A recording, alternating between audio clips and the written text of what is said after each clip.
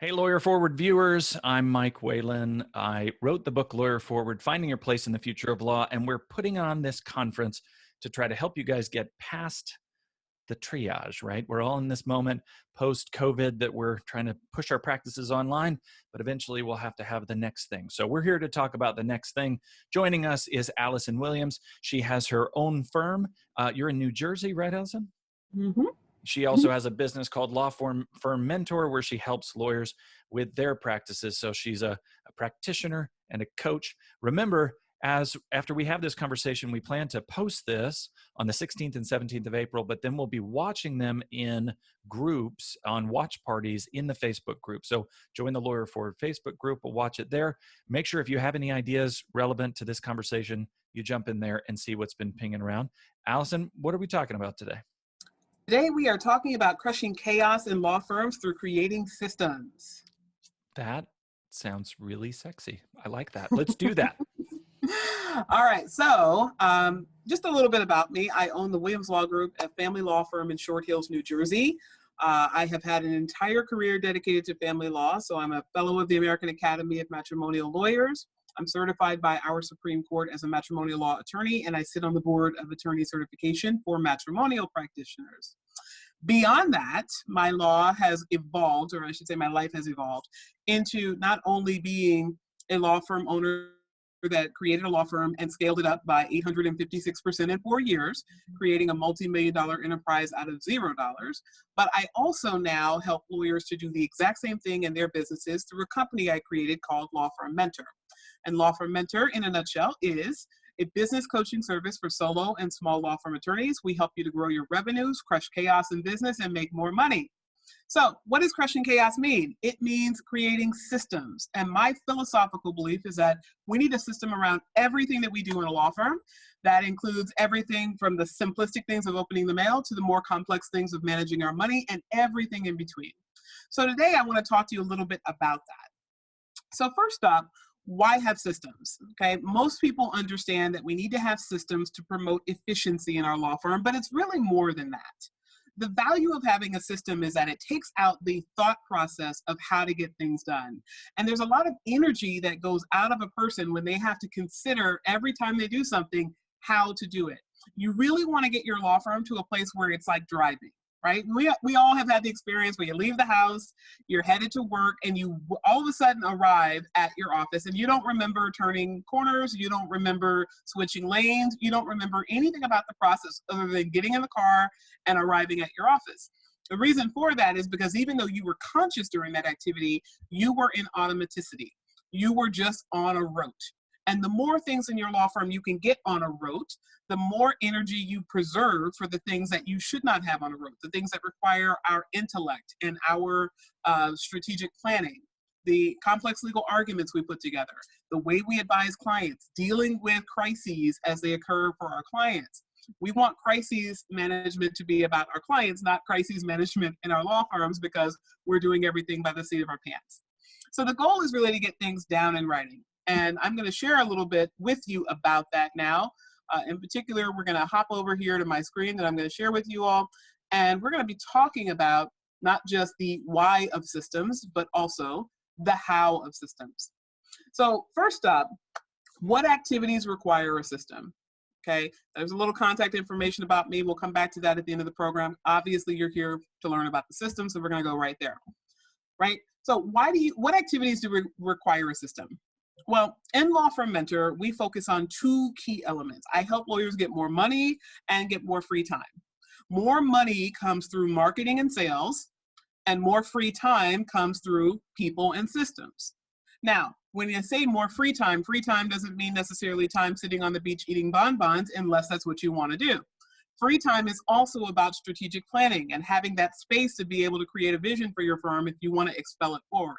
And to be able to spend your time actually creating the energy and the momentum in a business plan where you can execute what you want to create in your law firm. So you need to have a system around all of the key areas of your business, all right? We talked about marketing and sales, people and systems. The systems part of the systems in the people and systems section is really the workflow, right? You need to have your legal work on some degree of a process that runs without you, so that as you are training up new people coming into your business, and as you're at the state of trying to hand things off either directly or having them handed off from someone who takes in the new client and gets that work over to someone else, that happens on a very structured, consistent, reliable path, right? So you want all of that systematized. Yeah, But you Allison, also if want I to, can, I'm sorry, if I can clarify, yeah. if you know, one of the things that I say often is that it's easier to manage paper than it is to manage people. So if you have staff, it's really nice to have paper that you can point to, because now you're not yelling at somebody. You can say, did we follow this process? When you're talking to lawyers who are doing this stuff, if you have true solos, do you give this same advice, or are you still trying to systematize and turn things into standard processes? Yeah, absolutely. That's a great question, Michael. So I absolutely tell the super solo, the person without any staff, that you need systems as much as a law firm that has a large conglomerate of people, for a lot of reasons. First of all, there's going to be a time, whether you choose to or not, where you're going to be away from your office. You're either going to be away from your office because you get sick and ultimately someone has to step in, or you go on vacation and someone has to handle things in your stead, or where you're going to be delegating to people who may not be your employees, but who may be your vendors or your independent contractors. And if you don't have a process that is not only dialed in and written down that you can hand things off by, then what tends to happen is everything is really kind of taking up energy in your mind until you're able to get it out of your mind and onto the hands of someone else. And we know we don't really feel confident in that type of system and delegation. So what tends to happen is we go away on vacation, but we're spending all of our time thinking about what's happening in the office. Well, and I was doing research on this recently about surgeons. You know, the book, The Checklist Manifesto, talks about how airlines and construction, they have very few, deaths, even for something really high risk.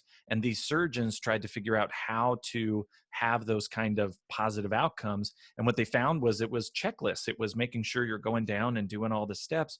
That's a really great quality control tool. So it sounds like that's a convincing how. Looks like we're going to bang it out and go down that's a convincing why, but now we're going to talk about the how, I gather. So I'm taking notes while you tell me how to bang this bad boy out. Yeah, so there's a lot of things that go into the how. And one of the things that people talk to me about all the time when they ask me in my coaching business, isn't creating a system just kind of like brain dumping and putting it on paper? And there's a little bit more to that if you want to create a system whereby someone could pick up your written details and be able to execute with proficiency. Right. So it's not just getting it down on paper, it's getting it down in an easily digestible way, so that the next person who picks it up can not only learn it. So if you're physically unavailable, you can have a new person start in your office without having to handhold them through everything. But you also have a system where somebody can improve it. And as your firm grows, they can change it to fit the needs of your firm. All right. So that's all about banging it out the right way, which is getting it down on paper. So let's talk about that. So the first thing that's noted in front of you is that it's important that law firm owners understand the necessity of writing down the policies and procedures that will comprise the system. Now, we talked a little bit about that, Michael, as to why you need to have it in writing.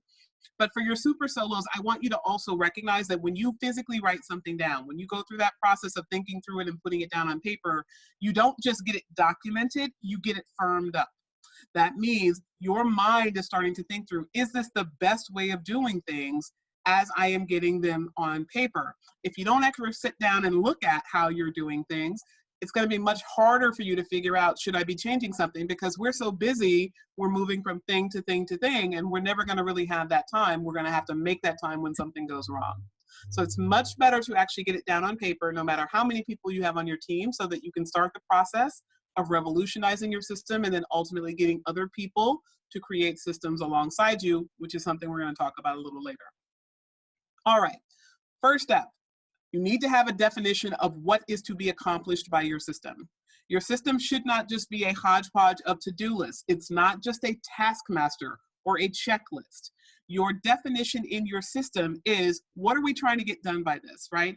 If your system is opening the mail, delivering the mail is probably not your what, right? You want to accomplish a big picture goal. You want to communicate effectively what has come in so that action can be taken upon it. You want things diaried effectively so that your team will be in compliance with deadlines, and schedules that may very well have an impact for your clients. So all of these things need to be put down on paper so that people can understand, when I am doing this, I am designed to accomplish X. Now, one of the major reasons why the what becomes so critical is that many times there are things that happen in a law firm that you have not yet systematized, right?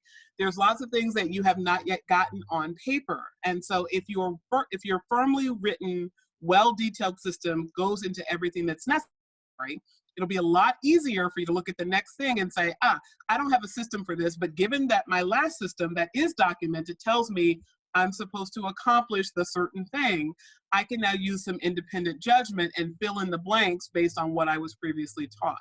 So how granular or how big picture are you getting with this description? Are you telling your staff, we're trying to accomplish this thing so that we can drive revenues in this way? You know what I mean? How big picture do you go with this kind of description? Okay, so that actually goes into our next topic, which is getting down the why. Okay, so I'm glad you went there next. The what is, what are we trying to accomplish? The why is as critical, if not more critical, than the what. The reason, of course, is that this educates people about priorities. Now, a lot of times people will say, and I've heard any number of lawyers say it, I once upon a time was one of these lawyers, right? We say, dang it, why can't they just figure out that it was more important to to get this document filed that has a deadline than it was for them to be spending their time filing these papers that can sit around without a consequence? Or why did they not realize that client A, who is a real jerk and is hostile and angry and always going to complain if something's not perfect, that person needed more attention than our nicest, sweetest, most gentile client who is never unhappy about anything? Right? They can't figure that out because you have not told them. Okay. And as much as we like to think that certain things are common sense, there really is no such thing as common sense when you're talking about other people who don't have an idea of a very firm, clear path of what you want to accomplish and the way you want it accomplished, right? That whole mind reading is not a policy. Okay. So as much as we love having that, that good old faithful, reliable secretary who has been able to read our minds for the past 15 years, and we just got it down to a science, every person in your business is not going to have that ability. And frankly, the more you rely upon that, the less you're going to be able to grow in the course of your law firm. Yeah, I love that, because you're removing a lot of that executive function requirement with a hire, and that just makes hiring a lot easier.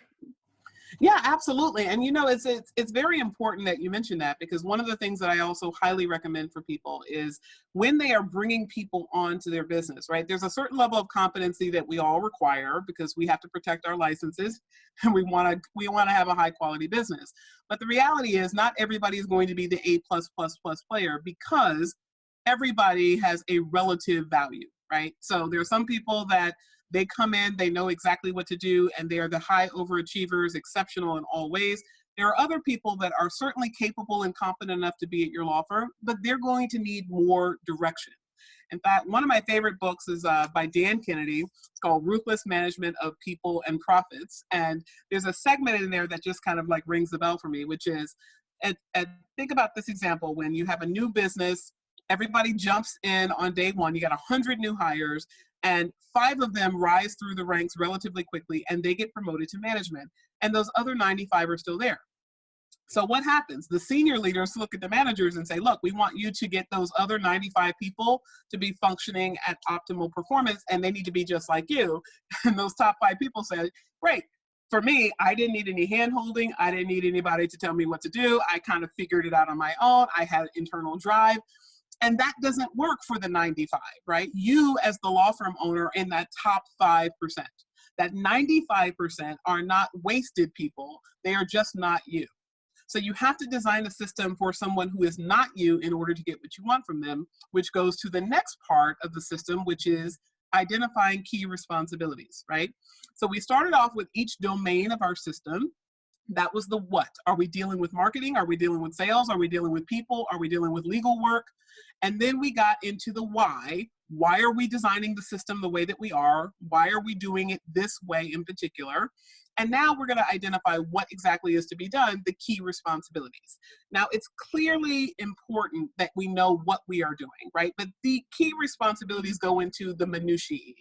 So think about this like a funnel. right? At the very top of your funnel, you've got what to do. As you start to move down the sides of your funnel, you're going to get into the specifics. So the first layer of specificity is in the area of key responsibilities. Then we move down to the necessary tasks in logical order for each responsibility. So here's an example. If drafting a motion is a key responsibility of your associate attorneys, then the tasks associated with that may or may not be associated with the associate attorney. In other words, you could have drafting the motion be the responsibility of the attorney, but pulling out the exhibits from the file could be a paralegal task. Compiling legal research could be a law clerk task. Compiling the legal research together with the certification that has been prepared by the associate attorney could be another paralegal's task. So you have to really think about what goes into every step of that process. And again, this is part of the reason why putting it down on paper is so important, because most of us don't think about any and every little thing that we do in the course of our legal work. We think, I got to draft a motion and that is the task. No, no, no. That's the responsibility. The tasks includes all of the pieces of that paperwork that are going to be assembled and ultimately sent out of your office. All right, next up, for every task, you need to designate a responsible person. Now, who is responsible for an activity is very important to put on paper, and you're going to put this down on paper based on the firm that you are creating, not the firm that you have. Okay, so let's be very clear about that. If you are a super solo and you have no staff, do not assign yourself every responsibility in the law firm, because when you hire someone, they're going to pick up your paper and say, great, the system says the boss does everything. I don't have anything to do. I can sit over here and play on Facebook. And clearly that's not what's designed, right? So in order to create systems effectively, you have to think about what you want your law firm to look like when it is created. Once your law firm has been created, how many people are you going to have, right? Are you going to have partners, associates, and senior associates? Are you going to have paralegals, legal assistants, and law clerks? Are you going to have a marketing team, a sales team, and a COO? What are the roles going to be in your law firm so that as you are creating your system, you can assign someone?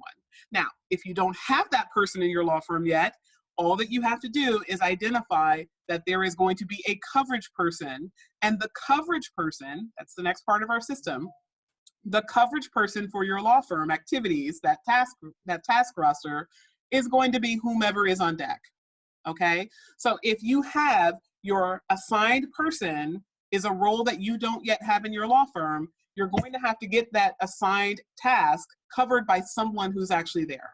So for all intents and purposes, that's going to be you if you're a super solo.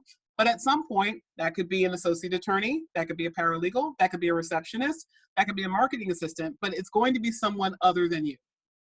Let me tell you why I love that. Getting back to hiring, Chris Ducker always talks about you don't want to hire for a virtual assistant role. You want to hire for a bundle of tasks because, and I've done this, I'll hire a virtual assistant and then I'll be like, okay, all that stuff I'm bad at being an adult about, you go do all those things. And then that person's like, I don't know what the heck you're talking about. This really feels like you're getting ahead of that. You're saying, here's your bundle of tasks, newly empowered employee. And I would assume that the employee loves that.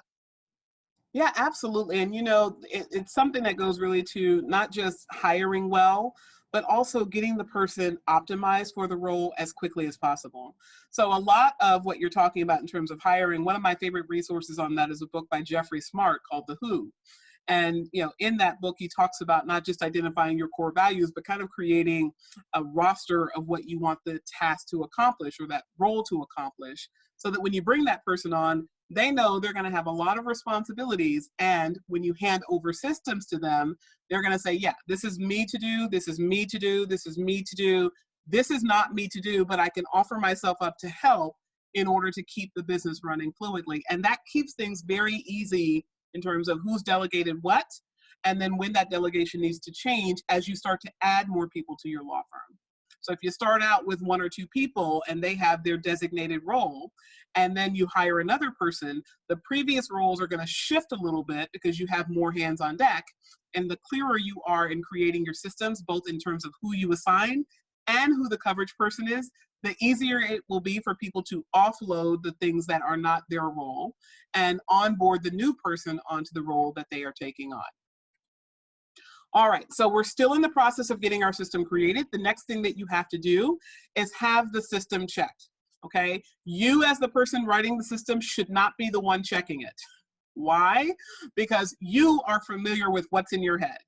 Okay, we all have a self-correction mechanism that allows us to skip over things that are insignificant, right? I'm sure we all have written sentences and looked back and said, oh, I forgot the word "the" in the sentence, or the word "and" in the sentence. Why? Because it was in your head and you are thinking faster than you are typing and faster than you are writing in most instances. So when you get your system down on paper, someone else needs to check it, not only for words you may have omitted, but steps you may have omitted. Case in point, let's say you write a system for opening the mail, right? There's a process for opening and delivering the mail, and that's designated to or assigned to your receptionist with a coverage person of your legal assistant when your receptionist is out.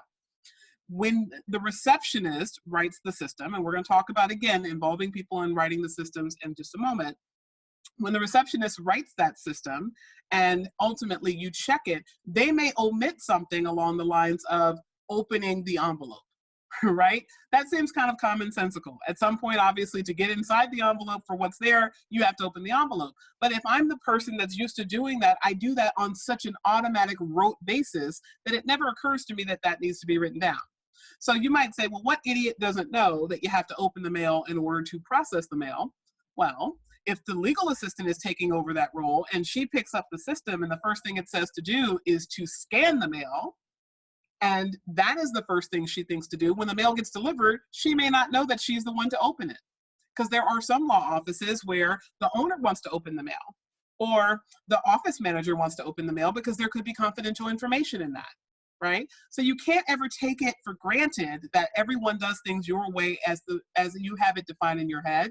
And if the person who writes the system is so familiar with it that they are kind of just, again, in that place of automaticity, then it's not likely that you're going to get everything and every single step out. So someone has to read the system that is not familiar with that role, or at least doesn't perform that role regularly, so they can say, yeah, this makes sense, all the pieces are there, or wait a minute, something is missing.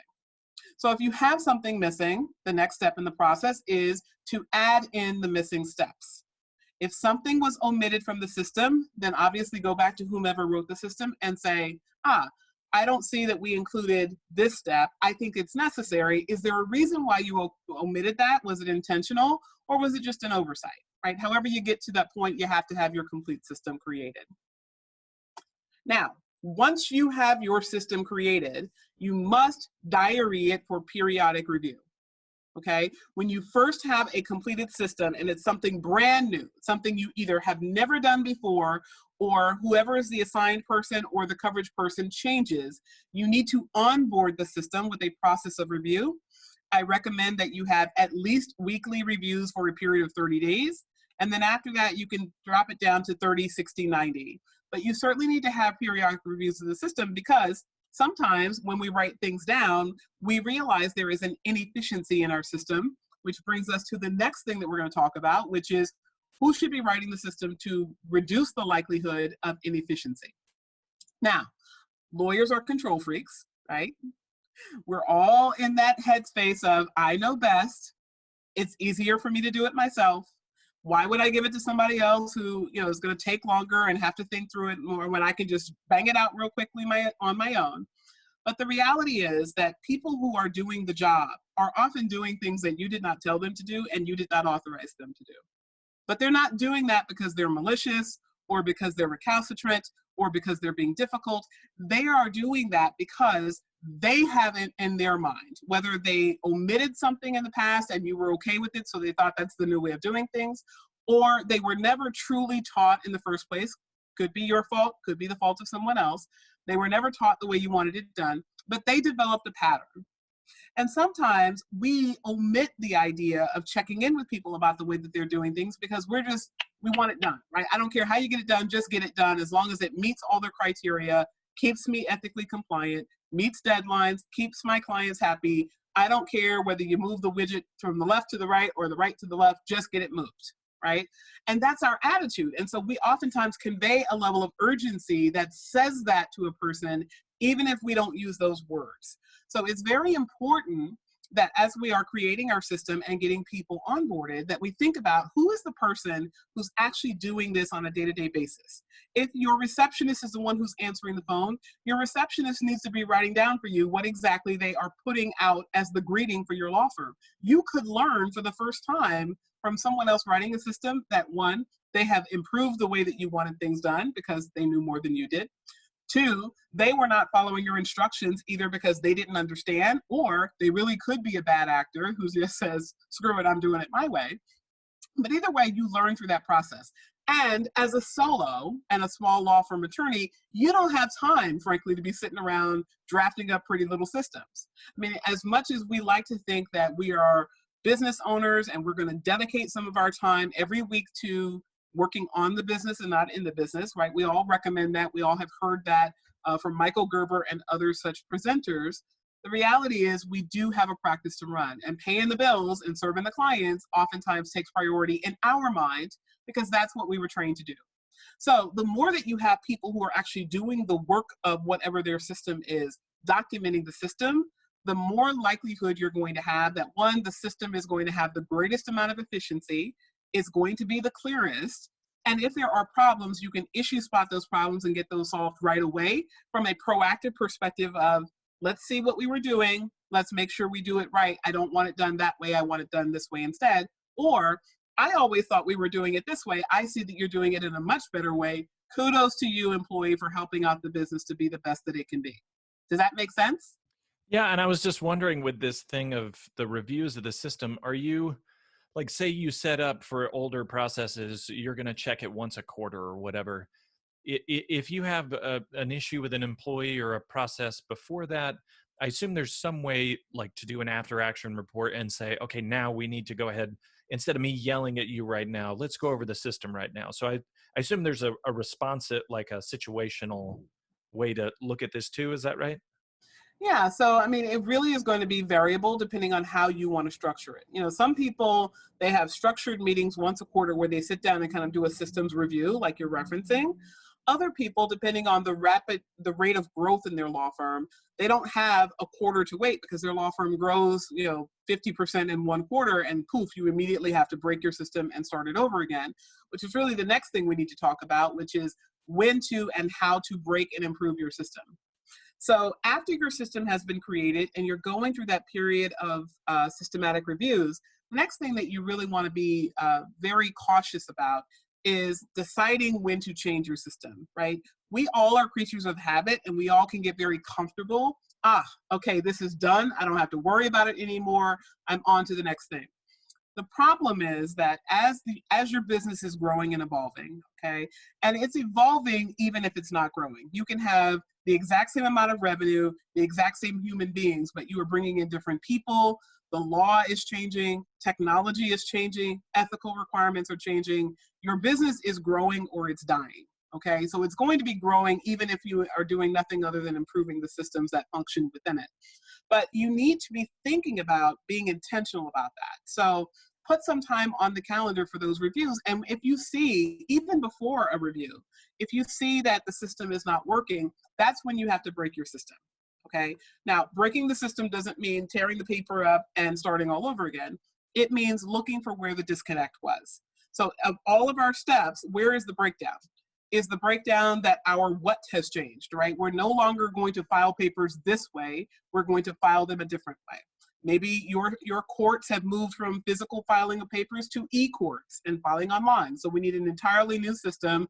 We need to junk the filing system that we had before, at least to the extent that it got papers out physically. What if it's about the assigned person, right? If you add a marketing assistant, you may have never contemplated that you were going to have that role in your law firm, but you previously had your legal assistant doing some marketing for you. So now, if part of the legal assistant's role or the legal assistant's primary responsibility was setting up online accounts and monitoring directories, and that's now going to be done by the legal assistant, well, you might have a stopgap there because maybe the legal assistant came in and was doing a whole bunch of activity that overlapped the marketing assistant, and the marketing assistant didn't realize that he or she was supposed to be picking up the mantle with certain things. So either it fell through the cracks altogether, or it was being done, but it wasn't being done by the best person, right? The marketing assistant has a level of knowledge and expertise that the legal assistant does not. So that would be a situation where you'd be changing who is assigned. Maybe the breakdown isn't in the system as it is now, but in things that you want to add to the system. So let's say you change your practice management software. Maybe your system currently has a level of data input because of the software that you have that's not going to be required in the new software. Now, a lot of practice management software is including document automation. So you can have an intake form in your practice management software that allows you to import information directly into documents. And now you can produce a document in 2 minutes time, where it previously would require some copying and pasting, or maybe a save as feature with changing of names. So now that system has to evolve to fit the technology that you've added into the firm, and to fit what you want to accomplish with it, right? Because there are certain things that you might want to do to add value for your clients that you previously could not do and did not routinely do because it took you more time to produce a document than it currently does. So you really should be looking at your systems all the time, but as you are starting to see, stop gaps, sometimes the stopgap could be a non-compliance issue, and sometimes the non-compliance is just necessary, right? You don't want people copying and pasting words onto paper if they could simply press a button in your practice management software and do it in half the time. So you really have to be thinking about that from an efficiency standpoint. And as you are reviewing your systems and retooling your systems, this is where you have the opportunity to not only improve how you're doing things, but improve the quality of your staff. Because if your staff is not at the point where they are routinely coming to you and saying, hey, look, we're doing it this way, I think it would work better that way, then you haven't really created a culture of systemization. All that you have done is given yourself a big homework project that's going to take up a lot of time where you could be making money instead. Yeah, that's helpful. I like that idea of culture, just because, I think a lot of these standard operating procedures, these kinds of things, in an actual law firm, a lot of times people bounce, right? They have to make quick decisions. But it's sort of an impossible ask with employees to say, bounce around and make a bunch of decisions, but I'm not going to give you principles to start with. I'm not going to give you an ideal to start with. I'm going to say, just go figure it out. To me, this is sort of like scripture, in the sense that you can say, here's the idyllic version, but I need you at some point in your employment to be empowered to figure out what works and what doesn't. And then we feed that back into that system. I love that idea of culture, of it defining culture. Yeah, I think you raised the perfect word there, which is empowerment, right? You really have to get people on the page of doing this. And a lot of people are going to be too afraid to do this if they know that as soon as they make any change, or they deviate from a system, or make a judgment call that isn't necessarily written down but is necessitated by a circumstance, that their boss is going to explode at them, that they're going to be in trouble, that they could face a negative ramification, then they're just going to say, I'm here to do my job and follow instructions. And those people are the ones that comprise that 70% of the workforce that's not engaged at work. And obviously, we don't want to have that. Our work is too important and has too much risk associated with that, as people get to be automatons. So before we close up, I wanted to ask you, a lot of this is obviously tactical, right? Like, somebody's got to put their butt in a seat and write down, here's step 1, here's step 2, here's step 3. Some of that can be really overwhelming when you start. Are there ways to get some modeling of this behavior? Do you know of resources where there are books that can say, here's a really good bunch of procedures? Or in your coaching program, do you guys give some, kind of standardized procedures that people can play with? Where's a good starting point for modeling this behavior? Yeah, so I mean, that's a great question. So at Law Firm Mentor, we have a retreat called Systematize Your Law Business, where we actually walk you through the process and demonstrate the process for you so that you can learn how to do it and how to do it efficiently. What I always tell people, as both at the start of Systematize Your Law Business and even when we just start an engagement of coaching, is the reality is some of what you need to do is just getting it out of your head, because the answers become much more evident that way. And so for those of you that say, I don't have time to write down 5,000 different things, my hand is going to get tired, I don't want to type it, here's a very quick, easy hack for you. get yourself a recording device. It can be your lovely cell phone, because Siri is good for this, or you can pick up your own recording device if you have that, right? Some of the little recorders, the Sony players, you can get for less than $50 at Best Buy these days. Get your recorder and just talk. Okay, just get it out of your head and get it into some type of device. Now, how do you get that onto paper? There's a wonderful tool called Sonix.ai. That's SONIX.ai, which stands for artificial intelligence. And it is the most expedient, inexpensive way to get a transcript that I know of to date, which is $15 a month to be a part of their platform. And you can get an hour of transcription for $6. Okay, that is, by the way, 10% of the cost of my next favorite resource, which is rev.com, where you also can get relatively inexpensive transcripts. So if you want to get it out and just get it on paper, you can very quickly do a brain dump into a recorder. That can get you started. But yes, the process of systematizing, it is a process. It is much more involved than I think a lot of people realize. So again, I would highly recommend our retreat, Systematize Your Law Business. And for those of you that are interested in not only Law Firm Mentor, but specifically the topic of systematizing, I put my contact information available on the screen for you. I have a podcast, Crushing Chaos with Law Firm Mentor podcast. We also can be found on the web, on Facebook, where we have our own Facebook community that has over 1,200 solo and small law firm attorneys. And we are active on Instagram, Twitter, and YouTube. So you can find information about Law Firm Mentor. You can find information about the business of law in lots of different places, absolutely free resources, and we welcome you to do that. And of course, if you want to speak to me directly, you can always reach out and find me at lawfirmmentor.net. That is awesome, Allison. I appreciate it. For me, a lot of this gets back to some of these standards of quality control and of ethical delivery. And I think, I talk about in the book, there's a lot of research that shows that over time, when we do the same work over and over again, uncreatively, uncritically, our skills actually really deplete and we actually end up delivering a worse product. So I love this stuff for making you mindfully, creatively, keep building your firm. And it's an asset in your firm. When you build these systems, those are great assets. So I appreciate that. And thank you for the information on how to reach you. For all of you watching, remember, if you're watching this out of time, right? If you have watched this and you were not part of one of those Facebook watch parties, you can go back to the Facebook group. You can search this video. It's labeled by a number. You can search it in the thread, and Allison will be there with some answers to some questions. You guys ping around ideas. That's the purpose in the community. So go check that out on the Facebook group. I hope you guys will reach out to Allison. Allison, again, thank you, and have a wonderful day. Thank you for having me, Michael.